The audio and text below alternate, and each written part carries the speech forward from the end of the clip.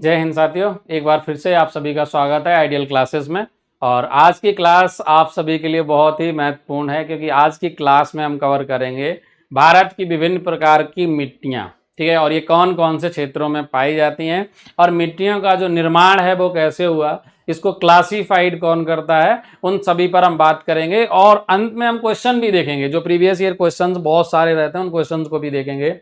जैसा कि आप सभी ने देखा था कि जो हमारी पिछली क्लास थी वो थी भारत का परिचय पर, तो हमने इंडियन ज्योग्राफी स्टार्ट किया और इंडियन ज्योग्राफी में पहला टॉपिक हमने किया था भारत का परिचय। तो वो एक इंट्रोडक्टरी क्लास थी। आई होप आपको बहुत अच्छी क्लास रही होगी। चलिए, अब जो क्लास है हमारी वो भारत के भूगोल में ही अगली क्लास जो है वो हमारी है भारत की विभिन्न प्रकार की मिट्टियाँ। ठीक है, तो इसमें हम क्या क्या चीज़ें समझेंगे उन पर हम बात कर लेंगे एक बार फिर से। तो ये पूरी स्लाइड है, इसमें सबसे पहले भारत की मिट्टियों में हम बात करेंगे, अलग अलग 8 प्रकार की जो मिट्टियां हैं उन सब पर चर्चा करेंगे, और वो 8 प्रकार जो है वो कहाँ कहाँ भारत के किन किन क्षेत्रों में पाए जाते हैं। ठीक है भाई, तो सबसे पहले हम चलेंगे भारत की, अगर मिट्टियों की बात की जाए तो हमने यहाँ पर एक स्लाइड के माध्यम से विभिन्न प्रकार की जो मिट्टियां हैं उन सबको दर्शाया गया, लेकिन हम चीज़ों को इस तरीके से समझते हैं कि जो मिट्टी है उनको क्लासिफाइड कौन करता है ना। तो मिट्टी कौन डिवाइड करेगा, किस तरीके से होगा, तो यहाँ पर जो अगर भारत की मिट्टियों की बात की जाए इसको क्लासीफाई करती है ICAR। अब ICAR क्या है, ये है आपका इंडियन काउंसिल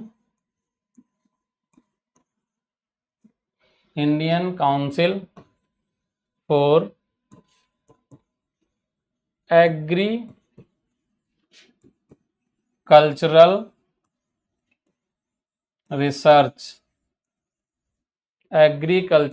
रिसर्च ICAR। इसने जो भारत की मिट्टियां हैं वो उनको कितने 8 प्रकारों में बांटा है। कितने प्रकारों में बांटा है? 8 प्रकारों में बांटा। ठीक है, यानी भारत की जो मिट्टी है उनको 8 प्रकारों में बांटा गया, यानी टोटल जो है वो 8 प्रकार हैं भारत की मिट्टी के। समझ आ रही है? ICAR की मैंने इसलिए चर्चा की ताकि आपको ये पता रहे कि भारत की जो मिट्टियां उनको क्लासिफाइड करने का काम कौन करता है, कौन डिवाइड करता है, वो ICAR है। और उसने 8 प्रकार की मिट्टियों की बात की, तो मैं 8 प्रकार कौन कौन से हैं उन पे चर्चा करते हैं। चलिए, अब आते हैं अपने उन 8 प्रकारों पे। इस स्लाइड के माध्यम से हम चलो समझते हैं कि भारत में कौन कौन, देखो जैसा कि मैंने कहा था कि जो ICAR है, ICAR जो है वो क्या करता है, उसके अनुसार भारत की जो मिट्टियां हैं वो 8 प्रकार की मिट्टियां जो है वो पाई जाती हैं। वो 8 प्रकार कौन कौन से हैं, तो अगर आप देखेंगे नंबर 1 आपकी कौन सी है, जलोढ़ मृदा। ठीक है, नंबर 2 है काली मृदा, इसके अलावा लाल मृदा, लेटराइट मृदा, पीट एवं दलदली मृदा, लवणीय और क्षारीय मृदा, और एक है आपकी पर्वतीय मृदा। ठीक है, लवड़ी और क्षारीय दोनों अलग अलग अगर आप कर देंगे तो ये हो जाएंगी टोटल 6-7, और 8वीं हो जाएगी पर्वतीय मृदा। तो ये टोटल जो यहाँ पर दिखाई गई वो 8 प्रकार की अलग अलग मृदाएं हैं जो भारत के विभिन्न क्षेत्रों में पाई जाती हैं। ये जो मृदा है अगर आप देखेंगे इस क्षेत्र में यहाँ पर, और कुछ यहाँ पर सिक्किम में, और ये कुछ क्षेत्र में यहाँ, ये पर्वतीय मृदा है यानी फॉरेस्ट सॉइल है। ठीक है, इसके अलावा ये जो क्षेत्र है, ये जो दिख रही है आपको एल्यूवियल सॉइल है, यानी इसी को कहा जाता है जलोढ़ मृदा। ठीक है, जलोढ़ मृदा, इसके बारे में हम डिटेल में समझेंगे कि जलोढ़ मृदा का निर्माण कैसे होता है और भारत के कौन कौन क्षेत्रों में पाई जाती है, और जलोढ़ मृदा को भी डिवाइड किया जाता है। ठीक है, तो ये 8 प्रकार की मृदाएं हैं। अब हम आगे चलते हैं अपनी अगली स्लाइड पे। ठीक है, तो अब हम देख लेते हैं कि भारत के जो मृदा है उसका संगठन कैसे, स्ट्रक्चर यानी बनी हुई कैसे है। तो अगर मैं मृदा की बात करूं, देखिए टोटल अगर मान लो ये पूरा भाग 100% है, तो उस 100% में से अगर हम 50% पार्ट इस तरीके से पूरा निकाल दें, थोड़ा सा कम भी कर लेते हैं, ये मान लीजिए 100% है, तो इसमें से थोड़ा इस तरीके से ये लगभग 45% भाग जो है वो आता है आपका किसका, खनिज पदार्थ का यानी मिनरल्स का। किसी भी मिट्टी के अंदर लगभग 45% जो हैं वो आपके क्या रहते हैं, मिनरल्स रहते हैं। कलर थोड़ा सा चेंज कर लेते हैं। चलिए, और अगर मैं बाकी बात करूं रेस्ट ऑफ पार्ट, तो इसके अंदर ये जो भाग है ह्यूमस, जो ह्यूमस होता है वो 5 to 10% रहता है। अब बचा हुआ जो 25% जो है, 25% भाग जो होता है वो होता है जल का, पानी का, मृदा जल कह सकते हैं क्योंकि मिट्टी के अंदर पाया जाने वाला जल है। इसके अलावा ये जो भाग है 25% जो है वो इसके अंदर एयर होती है। ये किसी भी मृदा का निर्माण कैसे होता है, उसके कौन कौन से कॉन्स्टिट्यूशनल पार्ट होते हैं, यानी मृदा संगठन है, यानी मृदा का निर्माण 5 तत्वों से होता है, जिसमें खनिज पदार्थ यानी मिनरल्स होंगे 40 to 45%, 5 से 10% ह्यूमस होता है, 25% इसमें क्या होगा, वाटर होगा, और मृदा वायु होगी 25%। बाकी जो बचा हुआ होता है वो इसमें विभिन्न प्रकार के सूक्ष्म जीव होते हैं, वो रहते हैं। ठीक है, ये पूरा मृदा का संगठन है, और इसे अच्छे से चीजें कर भी लेना, ध्यान रखना, इसे बहुत ध्यान से समझते हुए चलना है और बहुत ध्यान से चीजों को करना है। ठीक है भाई, चलिए आगे चलते हैं। तो अब आते हैं इस वाले पॉइंट पे। यहां पर अगर हम देखते हैं, जरा समझो ध्यान से, कि मृदा पर प्रभाव कौन कौन से कारक हैं जो डालते हैं। तो 5 कारक हैं, ये बहुत बार एग्जाम में पूछा भी जाता है कौन कौन से कारक हैं। सबसे पहली है उसकी पेरेंट सेल, यानी कि पैतृक सेल, क्योंकि जो मिट्टी है वो बनती किन से है, पत्थरों से, यानी सेल से उनका निर्माण होता है, पत्थरों से।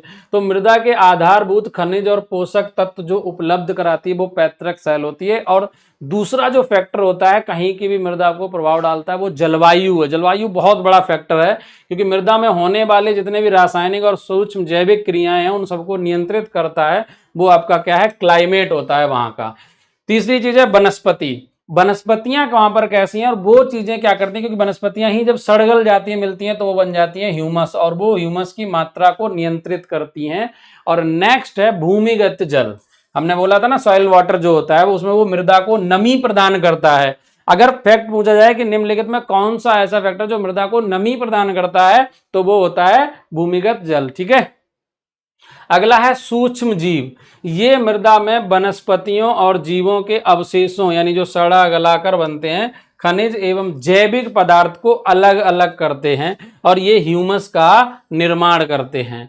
सूक्ष्म जीव कह लो, या ये वाला फैक्टर अगर हम चाहते हैं तो वनस्पति वाले में ही रह सकते हैं, क्योंकि ये भी वही सेम चीजें ह्यूमस का ही निर्माण करता है। तो सूक्ष्म जीव और वनस्पति में बस इतना अंतर। तो वनस्पति मतलब होती है विभिन्न प्रकार के जो पौधे वगैरह होते हैं वो सड़गल जाते हैं। सूक्ष्म जीवों में जीव आते हैं जो छोटे छोटे मिट्टी के अंदर बहुत सारे जीव भी पाए जाते हैं, माइक्रो ऑर्गेनिज्म पाए जाते हैं मिट्टी के अंदर। ठीक है, जो इन वनस्पतियों को सड़ा गला के ह्यूमस का निर्माण करते हैं, ये कंट्रोल करेंगे, ये बनाएंगे ह्यूमस। समझ आ रही है बात भाई, दोनों को समझना है, ये दोनों में जो डिफरेंस है वो यही है। ये डायरेक्ट ह्यूमस में कन्वर्ट होता है और कन्वर्ट कराने के लिए सूक्ष्म जीव की आवश्यकता होती है। तो ये वो फैक्टर हैं जो मृदा पर प्रभाव डालते हैं। अगर आप चाहेंगे तो इसकी पीडीएफ जो है हम अपने टेलीग्राम चैनल में भी शेयर कर देंगे, आप हमें कमेंट करके बता देना। ये जो पीपीटी है वो आपको पीडीएफ के फॉर्मेट में आपको शेयर कर दूंगा। ठीक है भाई, चलिए ये हो गया आपका। चलिए इस स्लाइड पे आते हैं। चलो जरा यहां समझते हैं।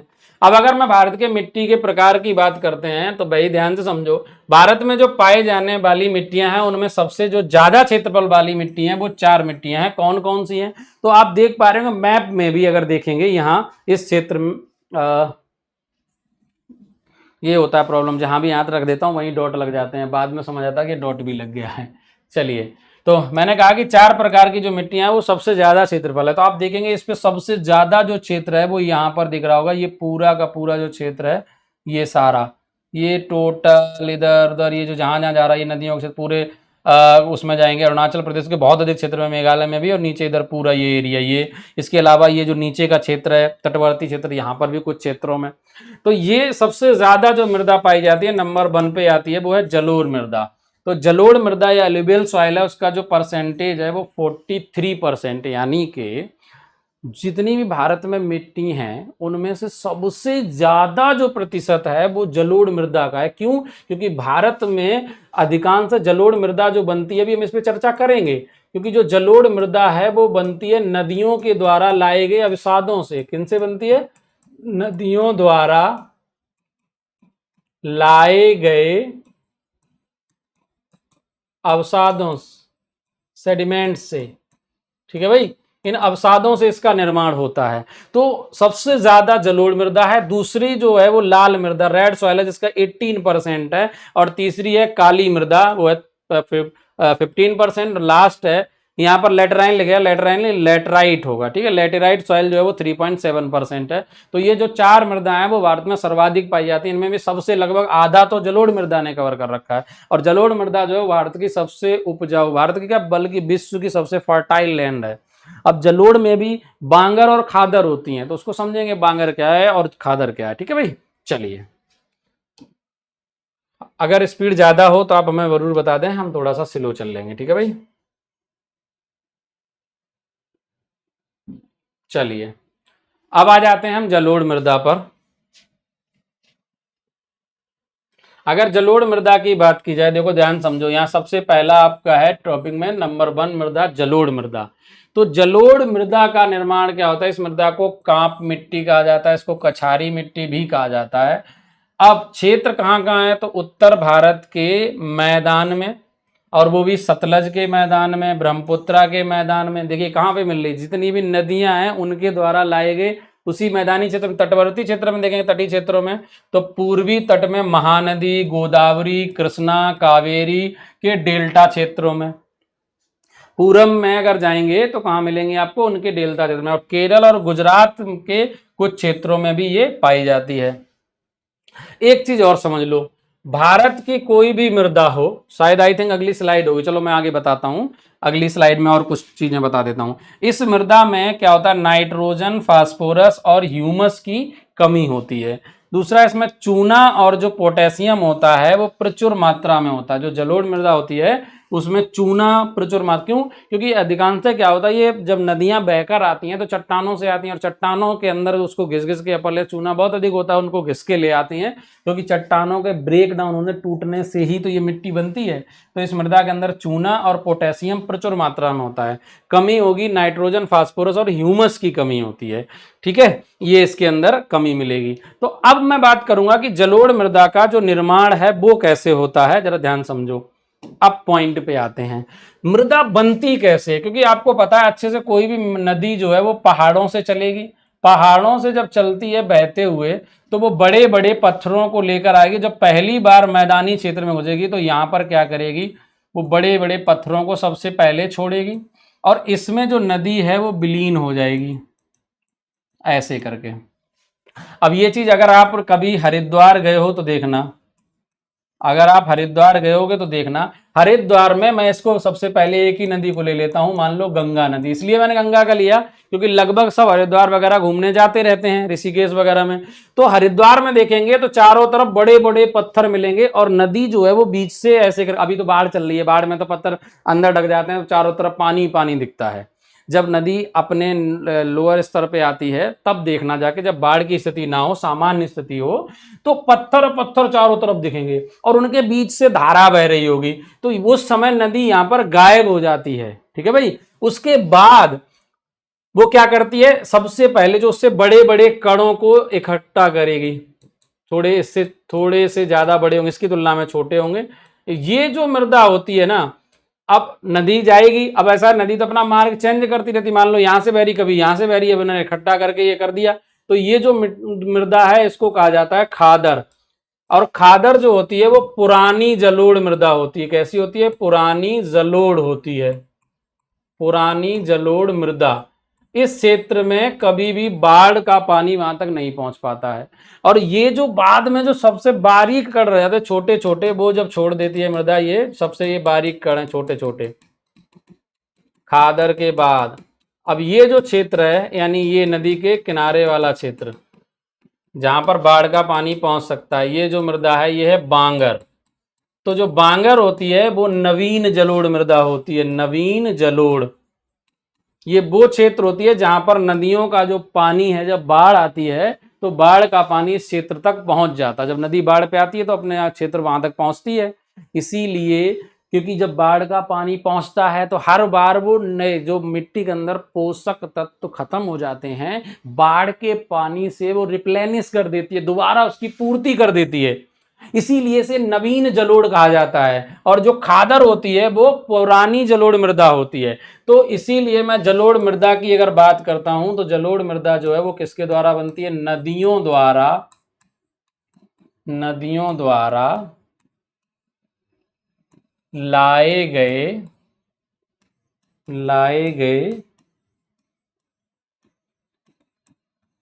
अवसादों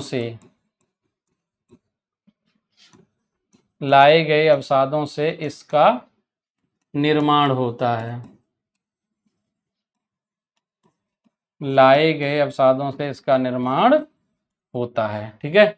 दूसरी चीज अगर मैंने बात की बांगर की, तो जो बांगर है वो आपकी नवीन जलोढ़ मृदा है। क्या है? नवीन जलोढ़ मृदा। सबसे उपजाऊ है ये, विश्व की सबसे उपजाऊ मृदा है ये। समझ आ रही बात भाई? विश्व की सबसे उपजाऊ मृदा। तो विश्व की जो सबसे उपजाऊ मृदा है वो आपकी कौन सी मृदा है? कलर चेंज कर लेते हैं, एक कलर में थोड़ा सा अच्छा नहीं लगता है ना। सबसे उपजाऊ मृदा जो है वो कौन सी है? वो आपकी है बांगर। समझ आ गई बात? तो खादर की अगर हम बात करते हैं तो खादर क्या है? खादर की अगर बात करते हैं तो जो खादर मृदा है वो कैसी होती है? ठीक है। खादर जो है वो पुरानी जलोढ़ है। ये कैसी है? पुरानी जलोढ़ मृदा है।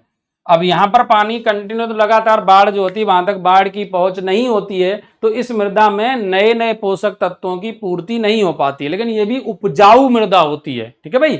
तो ये सबसे ज्यादा उपजाऊ है। जलोढ़ में भी बांगर और खादर सबसे ज्यादा उपजाऊ होती है आपकी ये। ठीक है, सबसे ज्यादा उपजाऊ। ठीक।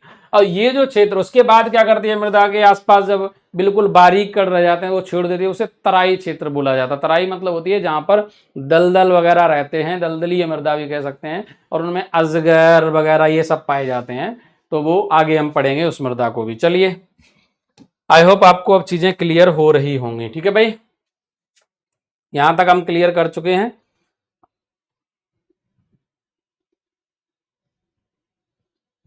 चलिए अगले टाइप पे आते हैं। अगला जो हमारा टाइप है वो है लाल मृदा। ठीक है भाई, लाल मृदा को समझते हैं। तो अगर मैं लाल मृदा की बात करता हूं तो मेरे लाल ध्यान दो। लाल मृदा भारत के, अभी मैंने बताया था, लगभग 18% क्षेत्र पर पाई जाती है। अब ये लाल क्यों होती है? तो लाल रंग होता है इसके आयरन ऑक्साइड के कारण इसका रंग लाल होता है। देखो होता क्या है, मैंने बोला है क्योंकि लाल मृदा का निर्माण अधिकांशतः अगर आप देखेंगे जो रेड सॉइल है वो बनी कहां पर है? तो वो ज्यादातर आपको मिलेगी कौन से क्षेत्रों में? पठारी क्षेत्रों में। और ये लिखा भी होगा यहाँ पर कहीं ना कहीं कि दक्षिण के जो लावा होता है, लावा का पठार, उससे मिलकर बनती है। तो कैसे बनती है? इसमें क्या होता है, जो आयरन होता है वो बहुत अधिक मात्रा में होता है और नमी के साथ ही क्रिया करके बना देता है Fe2O3।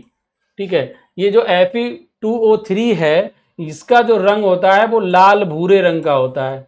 जो लाल भूरा रंग है ना, अधिकांश लाल रंग जो है वो इसी के कारण होता है, जिसे आयरन ऑक्साइड कहा जाता है। ठीक है, अनबैलेंस केमिकल इक्वेशन है वो। ठीक है, मैंने बैलेंस नहीं किया, नहीं तो सर Fe2O3 कहां से आ गया? यहाँ पे मल्टीप्लाई कर दो 4 का और यहाँ पे मल्टीप्लाई कर दो 3 का, तो बैलेंस हो जाएगा, फिर उधर 2 का हो जाएगा। ठीक है भाई, चलिए।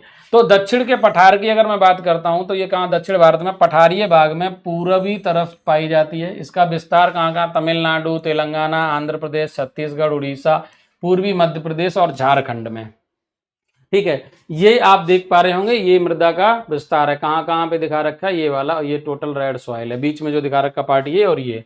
ठीक है, पूर्वोत्तर भारत में भी कहीं कहीं ये पाई जाती है। सर्वाधिक क्षेत्र जो है इसका वो कहाँ मिलता है? तमिलनाडु में। तमिलनाडु के सर्वाधिक क्षेत्रों में यहाँ पर सबसे ज्यादा जो मृदा है वो रेड सॉइल का है। ठीक है भाई, लाल मृदा प्रायद्वीपीय भारत के कम वर्षा वाले क्षेत्रों में पाई जाती है, जहां पर वर्षा कम होती है। देखो ज्यादा वर्षा होगी वहां पर लेटराइट हो जाएगा। क्यों? अभी मैं बताऊंगा होता क्या है। चलते हैं आगे, प्रोसेस देखो, समझो जरा। बोर्ड हमने अगर नोट खोल रखा है, नोट पर जरा समझो। होता क्या है, जैसे मान लो ये वाली लेयर है मृदा की, और ये पूरे के पूरे इसमें कण भरे हुए हैं। ये सारा का सारा मृदा है, ये मृदा है, मृदा है। वैसे बड़ी बड़ी हमने कर ली, छोटे छोटे होनी चाहिए ये। ठीक, ये है। मान लो ये मृदा है और इस मृदा के अंदर छोटे छोटे क्या होते हैं, मतलब ये हमने बना दी दिखाने के लिए, समझाने के लिए, पोषक तत्व हैं। और अगर इस पे बहुत ज्यादा पानी भर जाए, यानी वाटर, बहुत ज्यादा वर्षा अगर हो जाती है, अबे क्या हो रहा है ये, वाटर, पानी भर जाए, तो पानी भरने से क्या होता है, ये जो पोषक तत्व होते हैं ये जमीन के नीचे जाने लगते हैं। कहाँ जाने लगते हैं? नीचे जाने लगते हैं, नीचे। और जब नीचे जाते हैं इस प्रोसेस को कहा जाता है लीचिंग। कहा जाता है? लीचिंग कहा जाता है। यानी कि मृदा के जो भी पोषक तत्व हैं, ध्यान से समझो इस बात को, पोषक तत्व हैं वो पानी के साथ साथ अगर कहाँ चले जाएं, सबसे निचली परत में चले जाते हैं। जितने भी पोषक तत्व हैं वो निचली परत में चले जाते हैं, तो मृदा, ऊपर की जो मृदा होती है वो बहुत ही कठोर हो जाती है, कठोर हो जाती है, और वही मृदा बनती है। तो ऐसी मृदा जो बनती है, इस मृदा में जो मृदा बनती है वो बनती है कौन सी मृदा? लीचिंग के द्वारा जो मृदा बनती है वो लैटेराइट सॉइल बनती है, लेटराइट मृदा बनती है। ठीक है, ध्यान से समझो, अगर लाल मृदा है और जिन क्षेत्रों में वर्षा अधिक होती है तो उनमें पानी भर जाता है, और पानी जाएगा कहाँ? नीचे। तो नीचे जाता है तो पोषक तत्वों को साथ ले जाता है, अकेले नहीं जाएगा। ठीक है, हम तो डूबेंगे सनम, तुम्हें भी ले डूबेंगे सनम। समझ आ गई बात? चलो भाई, यहां पर आते हैं। तो मैंने क्या कहा था कि जो लाल मृदा है वो कहां पाई जाएगी?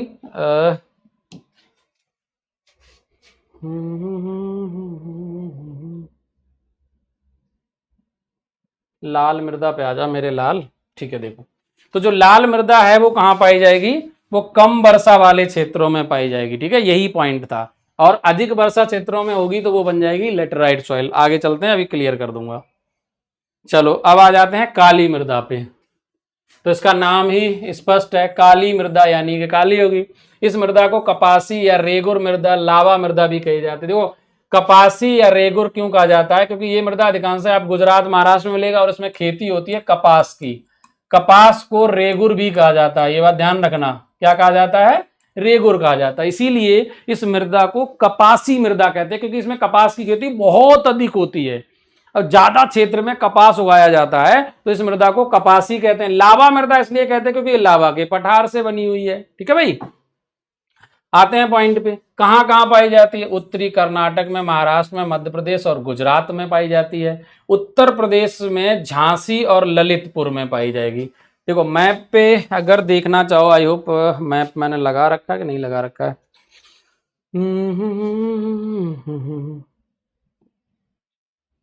देखते हैं मैप पे होगा। हाँ देखो, अगर इसमें मैप वो वाला हो, शायद नहीं है। चलिए इस पे ही देख लेते, इस पे ही समझ आ जाएगा। यहाँ पर अगर देखेंगे तो उत्तर प्रदेश का ये जो कुछ भाग है, क्योंकि इसमें देखो एक्चुअली क्या है, मैप पूरा नहीं, मैप क्योंकि हमने वो वैसे बना रखा है मिट्टी के हिसाब से। तो उत्तर प्रदेश का जो निचला सबसे होता है, आपने देखा होगा ललितपुर, वो चारों तरफ से घिरा हुआ है किससे? मध्य प्रदेश से। तो ललितपुर और झांसी दोनों लगे हुए डिस्ट्रिक्ट हैं। उन सब में भी जो सॉइल पाई जाती है वो कौन सी वाली पाई जाती है? वो यही पाई जाती है। ठीक है,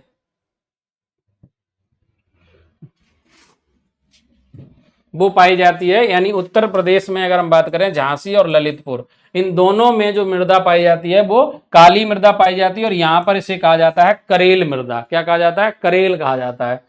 अंतरराष्ट्रीय स्तर पर इसे चेरनोजम कहते हैं। ठीक है, कहा जाता है। और यह है काली मृदा लावा चट्टानों, ये जो मृदा है इसे चेरनोजम कहा जाता है। काली मृदा जो है वो लावा के चट्टानों के टूटने से बनी है। तो इसीलिए मैंने कहा था ना, अभी पॉइंट बोला था कि इसे लावा मृदा भी कहा जाता है, क्योंकि लावा के पठार जो है उसको टूटने से, ब्रेक डाउन होने से ये बनी है। ठीक है, दक्कन के पठार और मालवा के पठार के इसकी प्रमुख मिट्टी हैं। सबसे अधिक जो है वो महाराष्ट्र में ये पाई जाती है। और इस मृदा में जल धारण करने की जो क्षमता होती है, यानी इसकी कैपेसिटी जो होती है, बहुत अधिक इसमें जल जो है ये अवशोषित कर लेती है और जल इसमें बना रहता है। तो ये जल धारण करने की इसकी क्षमता बहुत अधिक होती है। इसके अंदर शुष्क कृषि, यानी जो जल बच वाली सिंचाई, अर्थात जिनसे जल का बचाव हो सके, उस कृषि को किया जाता है, उपयुक्त है ये वाली मृदा। ठीक है, क्यों? रीजन बहुत है, ये जल धारण करने की इसकी जो वाटर होल्डिंग कैपेसिटी है वो बहुत ज्यादा होती है, बहुत अधिक जल ये सोख लेती है। इसीलिए इसमें शुष्क कृषि जो है वो ज्यादा प्रेफर की जाती है। चलिए आगे चलते हैं, नेक्स्ट पे आते हैं लेटराइट सॉइल। लेटेराइट मृदा। अगर हम लेटेराइट मृदा की बात करें तो अभी मैंने आपको बताया था कि लेटेराइट मृदा जो बनती है वो किसके द्वारा बनती है, वो बनती है लीचिंग प्रोसेस के द्वारा। लीचिंग प्रोसेस क्या होता है, जब मैंने बताया कि बहुत अधिक कहीं अगर पानी भर जाता है तो वो मृदा के पोषक तत्व होते हैं वो मिट्टी के निचली परतों में जाने लगते हैं, तो ऊपर की मिट्टी बहुत हार्ड हो जाती है। तो इस मृदा के निर्माण हेतु दो प्रमुख परिस्थितियां हैं। एक तो 200 सेंटीमीटर से अधिक वर्षा, यानी वर्षा बहुत अधिक होनी चाहिए, कम होगी तो नहीं बनेगी, लीचिंग नहीं होगा ना, और अधिक गर्मी होनी चाहिए। ठीक है। असम की जो मिकीरेंगमा पहाड़ियां हैं उनमें पाई जाती है। सर्वाधिक क्षेत्रफल जो है वो केरल और उसके बाद इसका महाराष्ट्र में पाया जाता है इस मृदा का। तमिलनाडु की जो शिवराय की पहाड़ियां, शिवराय की जो पहाड़ियां उनमें कुछ मात्रा में ये पाई जाती है। तमिलनाडु में भी नीचे वाले जो क्षेत्र में भी पाई जाती हैं, और ये ईंट बनाने के लिए बहुत उपयोगी होती है। कारण है बहुत हार्ड होती है और लाल रंग की भी होती है, तो पकेगी भी आसानी से, तो ईंट बनाने के लिए बहुत अच्छी मृदा होती है ये वाली। कौन सी? Laterite soil. ये बात ध्यान रखना, इस मृदा से अगर ईंट निर्माण करना है तो ये सबसे उपयुक्त मृदा है ईंट निर्माण के लिए। ठीक है भाई, चलिए चलते हैं आगे।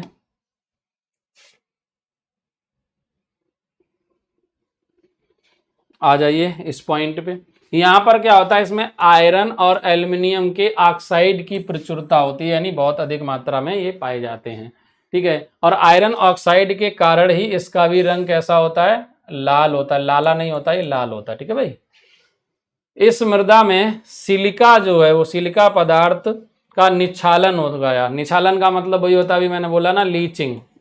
इसमें जो सिलिका होती है वो निचली परतों में चली जाती है, इसमें लीचिंग हो जाता है। ठीक है। इसीलिए इसे क्या बोलते हैं? निच्छालित मृदा कहते हैं। निच्छालन का मतलब वही प्रोसेस जो लीचिंग होती है ना, उसी की हिंदी है निच्छालन। निच्छालन का मतलब है ऊपरी परतों से जो अवशोषक पोषक तत्व हैं वो निचली परतों में जाएं। तो जो सिलिका पदार्थ होता है वो नीचे जाने लगता है, और इसीलिए इसे निच्छालित मृदा कहते हैं। और इस मृदा में जो खेती की जाती है वो चाय है, कॉफी है, मसाले हैं, काजू हैं, सिनकोना है आदि उगाए जाते हैं। इन सभी के लिए ये बहुत अच्छी मृदा होती है। ठीक है भाई, चलो नेक्स्ट आ जाते हैं मरुस्थलीय मृदा। मरुस्थलीय मृदा, या इसे कह सकते हैं मरुभूमि भी कह सकते हैं। मरुस्थलीय मृदा की बात की जाए तो इसका जो विस्तार है वो भारत के पश्चिमी भाग में शुष्क क्षेत्र में होता है, जैसे दक्षिण पंजाब में, दक्षिणी हरियाणा में, राजस्थान में, गुजरात के कच्छ में। आप देखेंगे पंजाब का जो क्षेत्र है या हरियाणा है, राजस्थान है, तो ये जो क्षेत्र है इसमें बहुत सारा ऐसा क्षेत्र है जहाँ पानी की पहुंच नहीं है, तो वहां पर जो मरुस्थल है तो वो मरुभूमि भी कहते हैं, इसे मरुस्थलीय मृदा कहते हैं। और इसमें जो खाद्यान्न उगाना संभव नहीं होता है, और उसमें उगता क्या, मोटे अनाज उगते हैं, जैसे ज्वार है, बाजरा है, मोटे अनाज या सरसों की खेती होती है। ठीक है। नेक्स्ट है पर्वतीय मृदा। पर्वतीय नाम ही स्पष्ट है, पर्वतीय मृदा है तो कहाँ होगी? पर्वतों पर होगी, है ना। माउंटेनियस सॉइल कहाँ पाई जाएगी? तो ये पाई जाएगी जम्मू कश्मीर, हिमाचल प्रदेश, उत्तराखंड, यानी भारत के ऊपर वाले में, सिक्किम हो गया और अरुणाचल प्रदेश के कुछ भागों में हो गया। अभी मैंने आपको मैप में दिखाया था। इसके अलावा इसमें जो ह्यूमस होता है उसकी अधिकता होती है, बहुत अधिक होता है। कारण है यहाँ पे बहुत अधिक पेड़ पौधे वो सब होते हैं, जिसके कारण अम्लीय गुण आ जाते हैं। ह्यूमस अधिक होता है इसमें तो कुछ अम्लीय गुण भी आ जाते हैं। पर्वतीय ढालों पर इसमें सेब है, नाशपाती है, चाय की खेती की जाती है। जैसे अगर आप देखेंगे इन क्षेत्रों में, जम्मू कश्मीर हिमाचल से बहुत सारे देखेंगे फल वगैरह, सेब बहुत फेमस भी है जम्मू कश्मीर और हिमाचल का, आता भी है मार्केट में। ठीक है। तो सेब है, नाशपाती है, ये सारी जो खेती होती है बेसिकली वो वहाँ पर आपको देखने को मिल जाएंगी। चलिए आगे चलते हैं नेक्स्ट स्लाइड पे। नेक्स्ट है आपकी पीठ या दलदली मृदा। बहुत ही इंपॉर्टेंट है, पीठ और दलदली मृदा भी पढ़ लेते हैं। क्या है? पीठ मृदा जो है वो केरल एवं तमिलनाडु के तटों में जल जमाव के कारण बनती है। जब जल भर जाता है, कहाँ पे? केरल और तमिलनाडु। अगर आप इसे मैप पे देखना चाह रहे तो मैप पे भी देख सकते हैं। चलो मैं दिखाई देता हूं। यहां पर आएंगे तो ये जो हिस्सा है केरल का, ये वाला है, स्लाइड कैसे अच्छा सॉरी, चलिए देखो देखो, ये वाला हिस्सा और तमिलनाडु का ये वाला हिस्सा, इनमें क्या होता है? जल भराव हो जाता है। जल भराव के कारण क्या होता है? इस मृदा का निर्माण होता है। कौन सी मृदा का? पीठ एवं दलदलीय मृदा का। चलो भाई आ जाओ। तो मैंने क्या बोला था अभी बताया, ये कहाँ? केरल और तमिलनाडु में, जहां पर जल जमा हो जाता है उसके कारण बनता है। पीठ मृदा का विकास गीली भूमि पर वनस्पतियों के सड़ने से हुआ है। तो जब उनसे सड़ने से हुआ है, इसका मतलब इसमें ह्यूमस की मात्रा जो है वो बहुत अधिक होगी, राइट। ह्यूमस कहाँ से आएगा, जब वनस्पतियां सड़ेंगी गलेंगी तो आ जाएगा। दलदली मिट्टी में सबसे अधिक ह्यूमस पाया जाता है और इसीलिए जो सुंदरवन है, अगर आप वेस्ट बंगाल में जाएंगे, पश्चिम बंगाल में, वेस्ट बंगाल में जो सुंदरवन डेल्टा है वो क्या है, सुंदरी वृक्ष जो उसमें पाए जाते हैं, इसलिए सुंदरवन उसका नाम पड़ा। उसमें कितने अच्छे अच्छे विशाल जो है वृक्ष हैं, वो बढ़िया वृक्ष उगे हुए, क्यों, क्योंकि ये ह्यूमस बहुत अधिक इस मात्रा में इसमें होता है। दलदली मिट्टी जो है वो ज्वार वाले क्षेत्रों में पाई जाती है। ज्वार मतलब समझते हैं, ये ज्वार बाजरे वाला जो फसल नहीं है, जहां ज्वार बहुत अधिक आते हैं उन क्षेत्रों में, ठीक है। नेक्स्ट है लवणीय एवं क्षारीय मृदा। लवणीय और क्षारीय मृदा का देखो साइंस में टर्म होता है पीएच वैल्यू, ठीक है। साइंस में अगर आपने पढ़ा होगा, अगर किसी की पीएच वैल्यू ग्रेटर देन 7 है, 7 से अधिक है, तो वो क्षारीय मृदा होगी भाई, और अगर लेस देन 7 है तो वो अम्लीय मृदा होगी। 7 से जितना अधिक होगा मृदा उतनी अम्लीय कहलाएगी। तो अम्लीय और क्षारीय मृदा जो है वो पीएच वैल्यू से डिसाइड होती है। तो ये अधिक सिंचाई वाले क्षेत्रों में पाई जाती है ये वाली मृदा, जैसे पंजाब है, हरियाणा है, पश्चिमी उत्तर प्रदेश है, उत्तरी राजस्थान है। इस मृदा को आप अगर देखेंगे तो बहुत अधिक जगह, देखो जरा ध्यान से समझो, क्या बोला जाता है, रे कहा जाता है इसे, रे या कल्लर नाम दिया जाता है। ये मैं अंडरलाइन कर रहा हूं, याद रखना। लवणीय और क्षारीय जो मृदा है उसे रे और कल्लर कहा जाता है, और इसमें जो लवण प्रतिरोधी फसलें हैं वो उगाई जाती हैं, जैसे बरसीम है, धान है, गन्ना है। तो अगर आप देखेंगे पश्चिमी उत्तर प्रदेश की पूरी बेल्ट पे आपको सर्वाधिक गन्ना ही गन्ना दिखेगा, ठीक है। इसके अलावा धान की खेती पंजाब और हरियाणा में देखेंगे खूब होती है ना। तो ये धान है, गन्ना है, इनकी खेती जो है वो कहाँ मिलेगी, वो इसी मृदा मिलेगी जो लवणीय और क्षारीय मृदा है, ठीक है भाई। चलो, आई होप अब आपको सारी पॉइंट जो है वो एक एक पॉइंट क्लियर हुआ होगा, और ये हमारा आज का जो टॉपिक है वो पूरा फिनिश होता है, क्योंकि आज हमने जितने भी टॉपिक थे मृदा से संबंधित वो सारा का सारा मृदा से एक एक पॉइंट कवर कर लिया, ठीक है। अब इससे रिलेटेड अगले वीडियो में जो हमने अभी 2 टॉपिक कराए हैं, इनसे रिलेटेड क्वेश्चंस करेंगे जो आपके एसएससी, रेलवे, विभिन्न प्रकार के, जैसे उत्तर प्रदेश पुलिस या अन्य किसी दिल्ली पुलिस में या उत्तर प्रदेश पुलिस में भी कांस्टेबल और एसआई, अभी एसआई के फॉर्म आए हुए हैं, तो उनमें भी यहाँ से क्वेश्चंस पूछे जाएंगे। तो आई होप आपको ये वीडियो जो है वो समझ आया होगा और यहाँ से आपको हेल्प मिलेगी। Thank you for watching this video. Again एक बार फिर से आप सभी से एक रिक्वेस्ट है कि चैनल को सब्सक्राइब जरूर करें और वीडियो के लिंक को ज़्यादा से ज़्यादा शेयर करें। Have a nice day. Thank you.